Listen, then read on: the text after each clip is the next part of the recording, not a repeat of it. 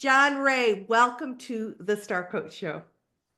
Meg, I'm so grateful to be with you. You're just phenomenal, and I appreciate you having me. I am super excited. So, people who don't know, because they weren't in our back pockets, Right. I was actually interviewed on John's show on Hmm. Friday. So, we were just talking about how we're new BFFs and how That's right. excited we were that we got to spend so much time together in 4 day span. So, I'm super excited. We're going to be talking about today this issue. Are you guys ready for this? This is so important. Pricing, what it is that we tell ourselves about pricing, how often we underprice ourselves or get all caught up in our mindset about it. I'm going to we're going to I'm going to mine John's mind about all his great experience, and give you some ideas of how to approach this concept of pricing differently. So you might wonder, well, what creates John Ray as the person you would want to talk to about that? Well, I'll tell you about that in just a second. I do want to thank you for listening and let you know that wherever you're listening, there is an option to follow the Star Coach Show. So whether you're watching us on YouTube, please subscribe, because on the YouTube channel, you get extras. You get tips and strategies. I do Tuesday tips every Tuesday afternoon for coaches.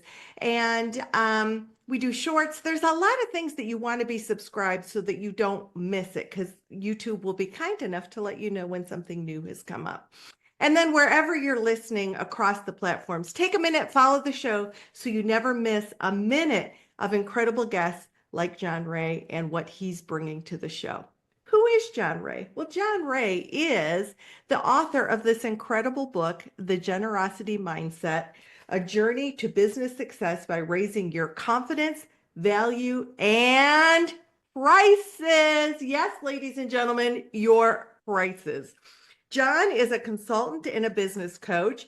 As I said, he has a fantastic podcast as well, The Price and Value Journey, which, by the way, I get interviewed a lot, and John is such a great interviewer. He was so much fun.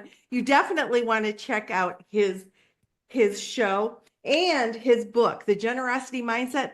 I read through it this weekend and was like, yes, and yes, and yes, coaches need to hear this. So there's lots of wonderful things that John does. He's a business owner. He's been doing this a long time. But the reason why I wanted to have John on the show is because when we connected, he actually reached out to me to be on his show. And I was like, hello, we need to do a trade here because my audience needs to meet you. So with that, we have so many different directions we could go in, John. Oh my goodness. But let's just start with the concept of how will we know what are some indicators if we're not charging appropriately? Oh wow, we could talk about that the whole show, but Exactly. because there are a lot of them, right? Mm-hmm. And thank you again for having me, and thank you again for coming on my show, because feels like a continuation of a conversation to me. So a good one. I call them the red flags of inadequate pricing. Mm-hmm. And some of them are obvious, some of them are not. One of them is you're pricing by the hour. If you're pricing by the hour, you're pricing inadequately. Uh, and we can get into any of these you want to, but Yeah, I was going to say, so if somebody's saying, well, what's wrong with pricing by the hour? I mean, that's what I thought I should do. What would you say in response to that? well, there's nothing wrong with if you started out that way and you've been doing that a while, there's nothing wrong with that per se. The problem with that is once you get into your practice and you're in for 2 or 3 or 4 years, and suddenly you're a shoe cobbler. You're a shoe cobbler because there's only so many shoes you can cobble. There are only in a day. There's only so many hours you can work in a day. So you're going to max out your income fairly quickly, and then if you try to raise your rates, your hourly rates, what is the client going to say? Well, I don't make that much per hour. Why should you? I mean, they're going to come up Right. with objections like that. And the problem is that that's not how you should measure outcomes. Outcomes, Exact. right? I hear you talk about this all the time in your show, is you've got to get to outcomes and talking about and pricing to outcomes. So So that I'm not thinking, wow, did I just get $250 value in that 60 minutes or whatever? exactly. Versus here's the package that I'm buying, or here's the results that and we're not wanting to nickel and dime. Right. Exactly. Yeah. Excellent. Another red flag is working too hard for too little money. If you feel like that's where you are, you've got a pricing problem, most likely. If you are accepting every client that comes your way, you've got not just a positioning problem, not just too many bad fit clients, but you've got a pricing problem. Your prices aren't high enough. You need a certain amount of clients that are saying no because you're too expensive. See, and that's something that might be counterintuitive for people. Like, what? I want people to say no. Right.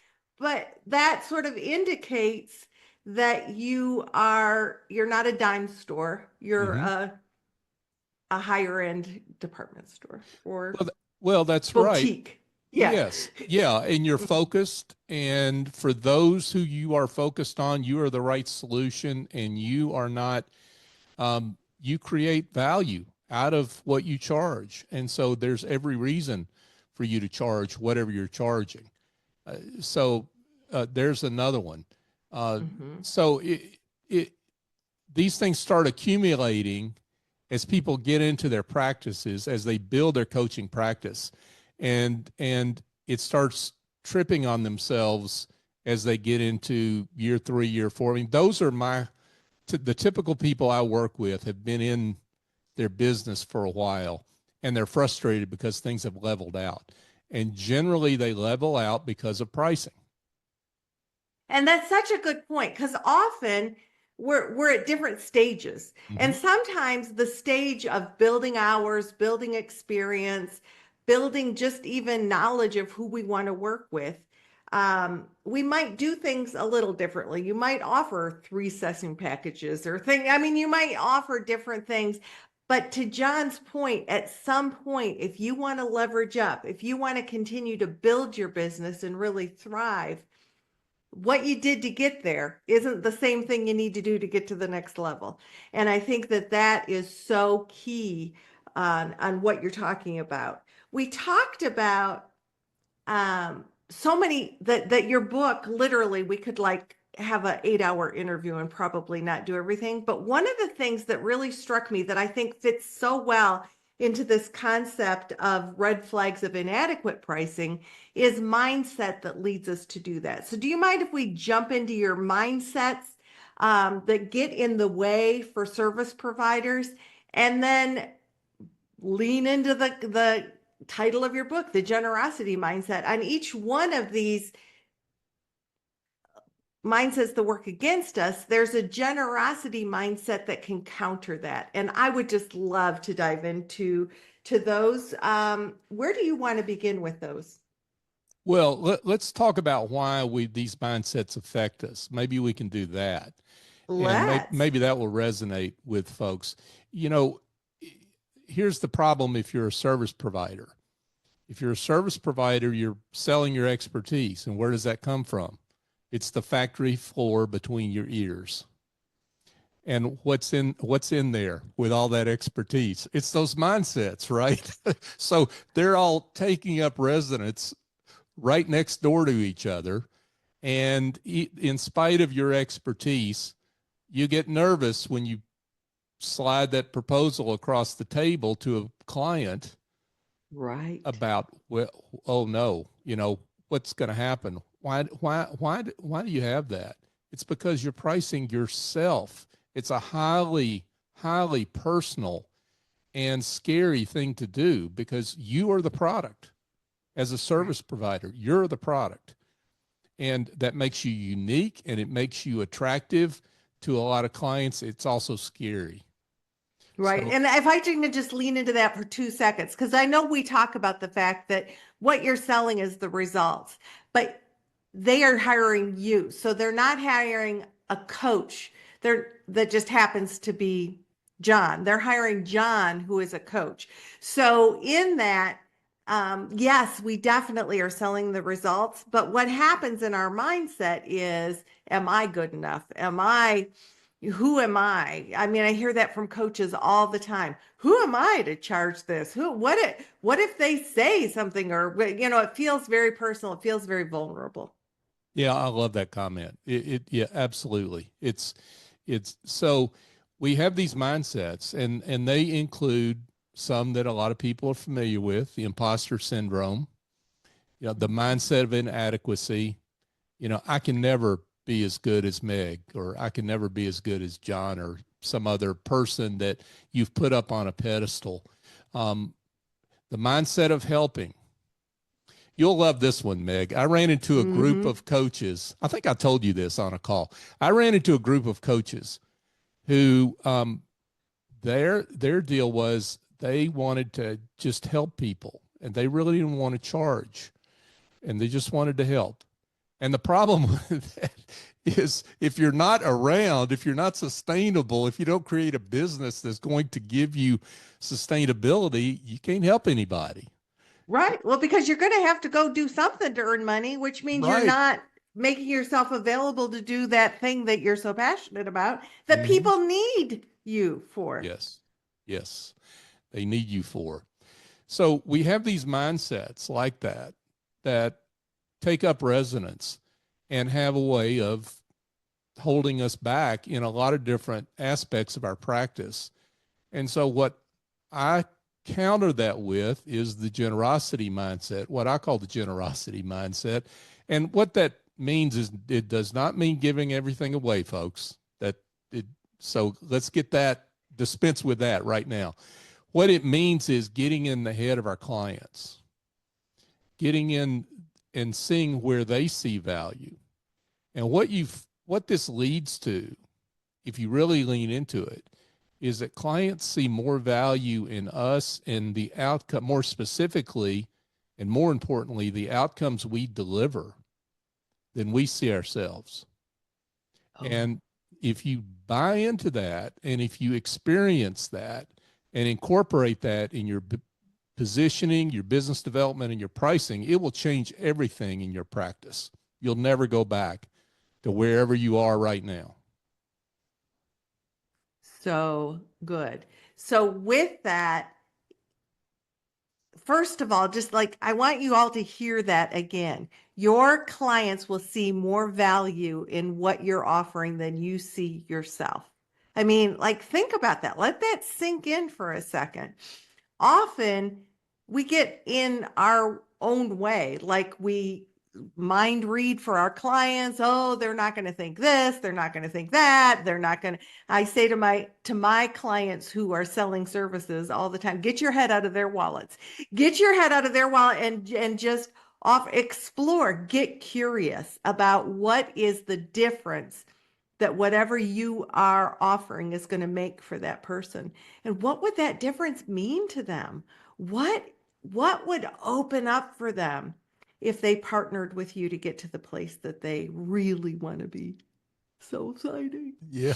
So, Well, I love what your take on that. And let's just give folks an example, can we? let's. Let's dig into it. So let's say you're coaching me. I'm an executive. I'm trying to get to the next level. I'm trying to get to, maybe I'm not in that C-suite. I want to get to it. And so you're Mm-hmm. coaching me to get to that point. So what does that outcome? It's not just the added income, it's the prestige that comes from that. Right. It's the It's my ego. goal. It's my like ego. Right. I've always wanted to be in the C-suite. I Yeah. did, I've Mm-hmm. always wanted to be there. Okay. So, what's that worth to you? What would that do for you? What kind of self-esteem would that do for you? Then, here's one of my favorite client discovery questions. How does your spouse feel about all this? So, Mhm. what would that do for you at home? You might be vacationing in Japan instead of the other side of the country, right? I Mhm. mean, Mhm. the kids will be upgraded in all terms of all their activities, or your spouse will feel a whole lot better about you and what you're up to, and be able to do some things that they want to do as well, because you can happily afford that as a family. What is all that worth to you? See, Love that. I love that you expand beyond the client into their environment, into their ecosystem, because that builds motivation and drive. and those are the intangibles that they see that you can help them with, right? You can help Hmm. them with the right questions. And those intangibles are worth more to them than you can ever see. And that's why I say clients see more value in our outcomes than we see ourselves. We just have to ask, and we have to have effective value conversations. Love that. So when that happens, when we get out of the way and what are some other things that you might ask or explore with clients to help them sink into the value that working with someone else might bring to them? Well, I think it's just continuing to ask what happens then. So digging in to what happens as a natural consequence of whatever we're talking about at the time, and continuing to dig in there and see. Mhm. What I tell my clients is the way you are able to price, the Mhm. effectiveness of your pricing is constrained by your willingness to have a value conversation. we're Ooh, we are so good. so content to end the conversation early and not dig in and ask these questions, that we constrain our ability to see value where clients see value. And I'm willing to bet, I just love that insight, that it's the discomfort that you, listener, are feeling in the sales conversation or just and so maybe don't call it a sales conversation. It's a curiosity conversation. It's helping the client paint a picture of what success would look like and what would that mean to them. Take yourself out of the freaking equation if you need to while you are, you're just what would that look like? What would that experience be like for the client? What would they see, feel, think, experience differently, and the people around them? Like, get out of the middle of it and just allow them to sink into that experience and stay there. Stay. I love that, John. Stay there. It's not like, okay, well, I gotta. Right. Yeah. Quit worrying about. I love what you said, and the folks that are listening to us by audio can't see me beaming at what you had to say, but it is so valuable, because you have got to lean in to, as far as clients are willing to go with you, and as long as you can go without it being uncomfortable.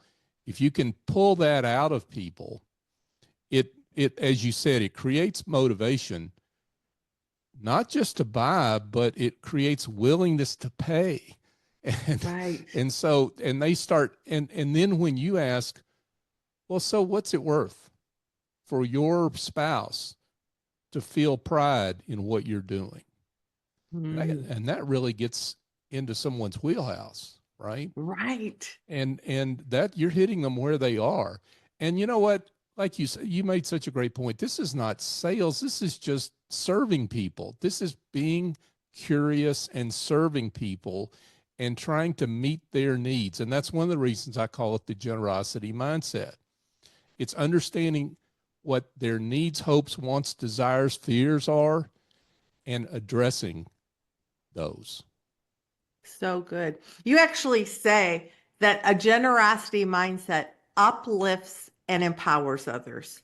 So if you are in that place of serving others, which most service providers are, Mhm. if you can think about the fact, how am I serving this person by uplifting and empowering them to imagine what they can achieve? And yeah, if in fact achieving that means partnership with you, well, yay. But sometime, and this is the other thing, and I know we talked about this on Friday, but I've got to talk about it again. The Yeah. other thing is that you've got to let go of the attachment of the out, because if you're truly curious and exploring and helping them see what's possible, very likely they're going to want to do that with you because you're the one that's helping them do that.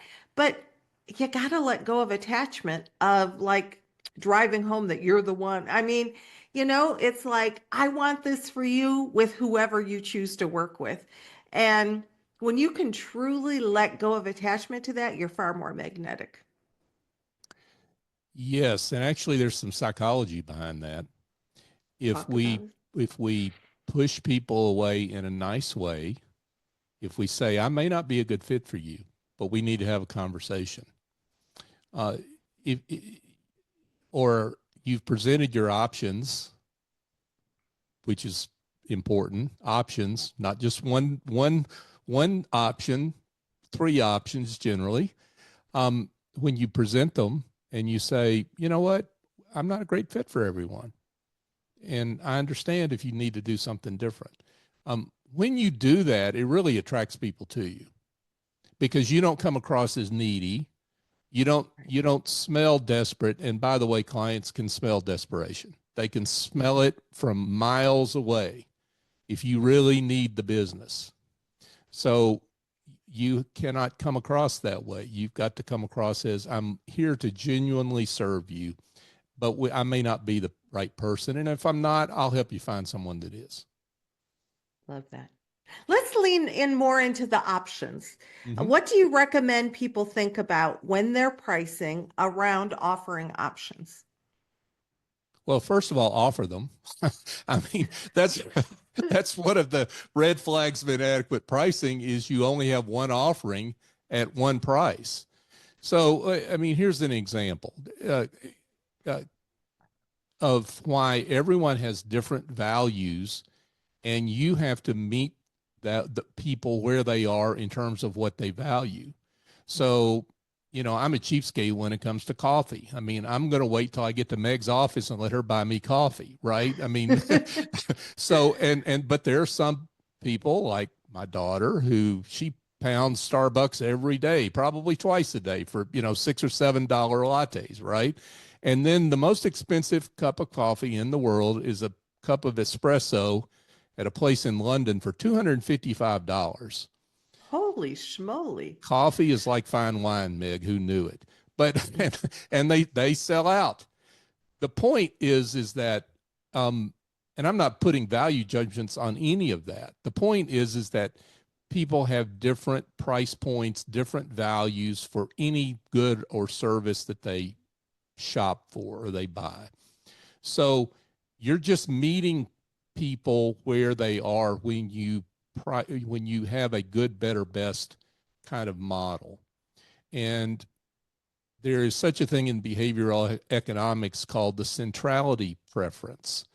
And what that means is that people do not want to be known as a cheapskate in their own minds, except John with his coffee, or they or they don't want to they don't want to overspend, right? They don't want to think they spent too much. So generally they'll go for the middle option. So if you create a good, better, best model for your service offerings, you'll find that most people will end up in the middle. And what happens? If you do that, you will actually have better overall pricing in your practice by definition.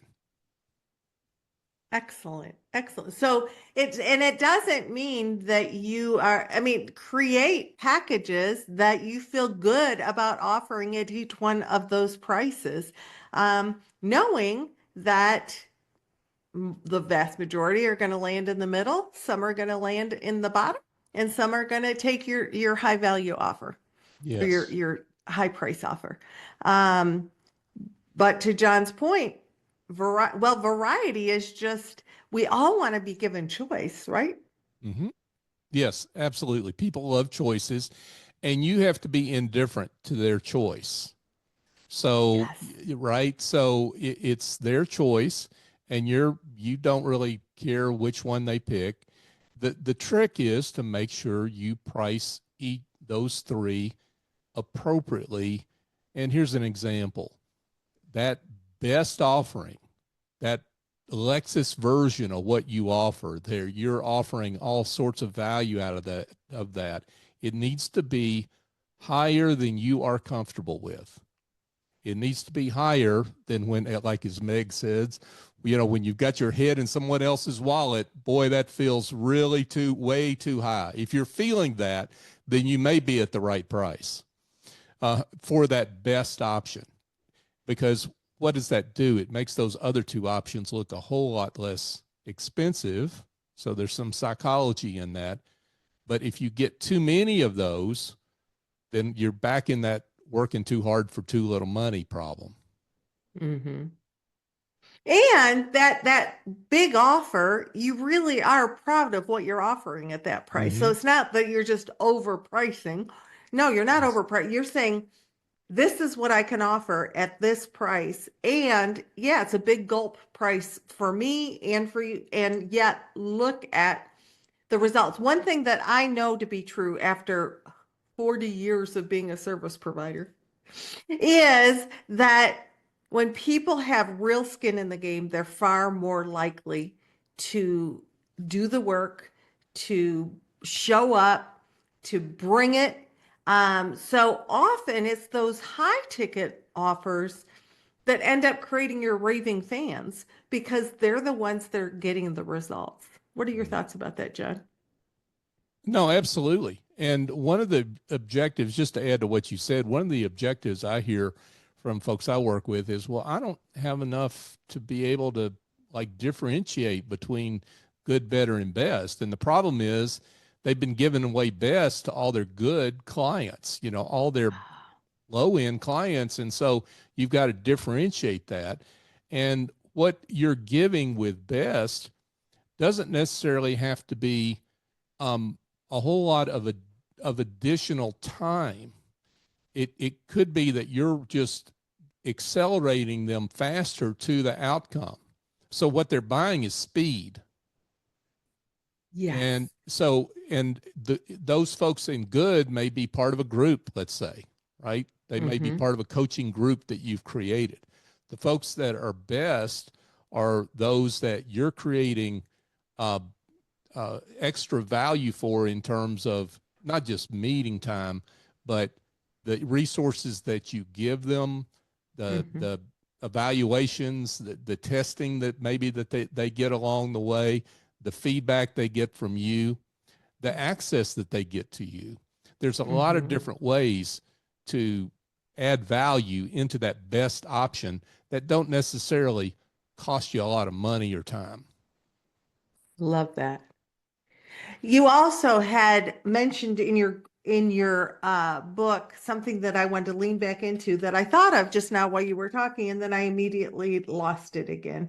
So I'm trying to remember what you just said that made me think of something, but instead we're going to go to the concept of when we're pricing and we we want to so pricing is one thing initially, but then we might invite people into a longer engagement, or we Mm-hmm. might invite people to re-up. So I hear a lot from well, how do I have that kind of conversation, or what do I what how do because we all know that when we have a client, it's easier to keep a client than getting new clients. So Mm-hmm. what advice might you give for people who to extend to build that long-term relationship? Well, what you may do is create a sequence. So that good, better, best may be a sequence that you will take them in the good part of your offering. You'll take them on, a part of the journey. Um, Mm-hmm. uh, Better, you take them a little further. Best, you take them all the way, right? So that you may have a short-term engagement that is the good piece of that, and you basically set them in the right direction, and it's really up to them to get to the rest of that journey they want to travel on. And that best offering is you're going to hold their hand the whole way, and you're going to remediate the potholes they fall into, and you're going to make sure they get to the destination. And clients will self-select what they want. It depends on their willingness to pay, what their personal circumstances are, how fast they want to get there. And sometimes they will self-select and tell you, I can't stand the pain anymore. It's so bad that I want the full treatment.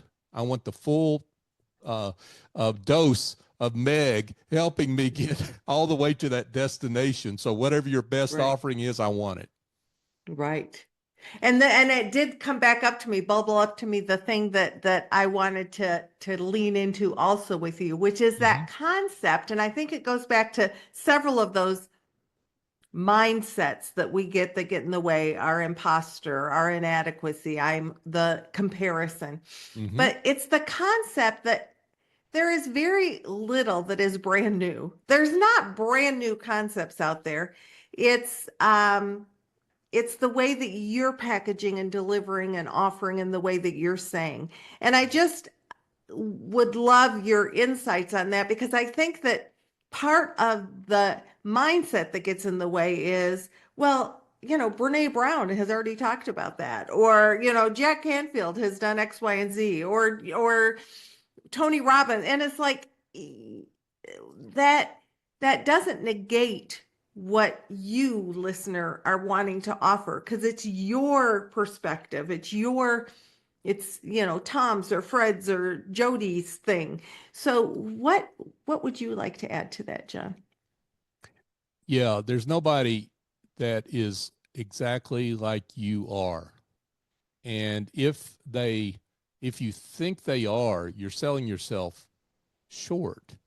And you're turning yourself into a commodity when that's often what you complain about, right? is being termed a commodity, and you're doing it to yourself if you feel that way. One of the things that I have people say to me is, this book sounds like, particularly when they read the chapter that explains the generosity mindset, well, this sounds like Bob Berg in The Go-Giver. Well, and he's a very well-known author, tremendous individual, has changed countless lives. He's really an idol of mine. Well, I sent that chapter to him, and you know what he said to me? He says, this is fantastic. And he says, somebody needs to tell this exactly the way you told it, with your own slant. See, this is the guy. This is the person who's known as the go-giver, and saying that and giving me permission to take what I learned from him and others along the way, people like Adam Grant and Dale Carnegie, and the ancient wisdom we learn in our spiritual journeys, and to take all that and distill that into what I apply that to professional services practices, like for those of coaches and consultants and what have you. He's given me permission to do that. So the point is that everyone has their own lane to be able to do that for themselves, and lean into that, because it makes you unique, and it makes people, those best fit clients, will want to pay for that. Love that. I know we're getting close to time, but one of the things that has come up for me is, you've worked with so many people around their pricing, and that's your specialty. That's what you do. What have you learned about people's progression? Like, a lot of people who are listening might be at the beginning of their journey, and they're just trying to figure out how to get their feet under them, and how to, like, what they might need to think about and do. And then there's others who have been in business for 25, 30 years, and maybe they have gotten stagnant. Maybe they might need a different message. So, John, I'm throwing it to you to kind of give some messages across the lifespan of a service provider when it Wow. comes to pricing. What a I great know, question. big question. Yeah, the big question and a great question. So thank you. Well, one of the reasons I call my podcast The Price and Value Journey is that it is a journey, folks. It's a journey. Look, when I started out, do you think came out of the business womb fully formed and talking? No, I was slobbering over myself as well. And that's the reason I got passionate about this subject of pricing. So if you have started out and you're pricing by the hour, no shame in that. The question is what you're going to do about it, right? And make steps to go to the next level, to start thinking about value pricing, to start introducing options. If you've been at it a while, then everyone else is raising their prices around you. And you've got to do something about that, because pricing is a marketing indicator. It's an indicator of poor quality. It's an indicator of high quality. So if your pricing has been passed by everyone else around, then you need to do something about that. I mean, I'm working in a firm right now where some of the older attorneys that haven't raised their hourly rates in years are now getting outpriced by the young bucks that are in there, the younger women and men that have come into the firm. And it's like, what's going on here, right? So it's a journey, and you've always got to be after this all the time. Have a policy around reviewing your pricing and doing that regularly and making that a specific part of what you do not just every year, but within that year, how you're going to continue to refine and increase your pricing. So good. And I think that sometimes we get so caught up in delivering our service or focusing on our client that we're like, oh my gosh, I haven't reviewed my own the business of my business. I've just kind of fallen into a pattern, and maybe that pattern isn't serving you so well anymore. Or somebody's looking at that and thinking, well, is this person not as good as this other person because their price is so much less? Mm-hmm. I think that, we look at a product and we're like, can it be that good? I mean, just think about the last time you bought something, and yeah, we're all for that bargain sometimes, but we're not necessarily thinking we're getting the Lexus if we're paying for the Ford Focus or whatever. Well, that's right. And here's where you're ultimately wanting to go. You want to have a choice, and that choice is to be able to work less and make more. And if you price adequately, that's the place in your journey you can get to. You can have fewer clients and make more money. And you've got choices on whether you want to spend that extra time in your business or with your family or with your favorite outside activity, whatever that is. You've got choices, and that is powerful.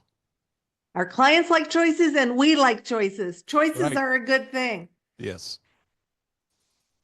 Finally, I'd like to maybe talk a little bit about just what sort of your belief and your mindset about the abundance of the universe. Like when we step into abundance versus scarcity. Take it away. Wow. I love that question, because underlying all this is my belief that that the universe is a constantly expanding, abundant place. It's not a place of scarcity. It's not a place of, it's not a dog eat dog world. I'm sorry. It's not that. It is a place that if you give, you will get back. If you give to the universe, it will come back to you. And the marvelous thing in living generously in that way is it will come back to you in surprising ways that you never thought possible. And it makes life just bountiful and joyful. So I'm so happy you asked that question because to me, that's part of the deal is living with joy.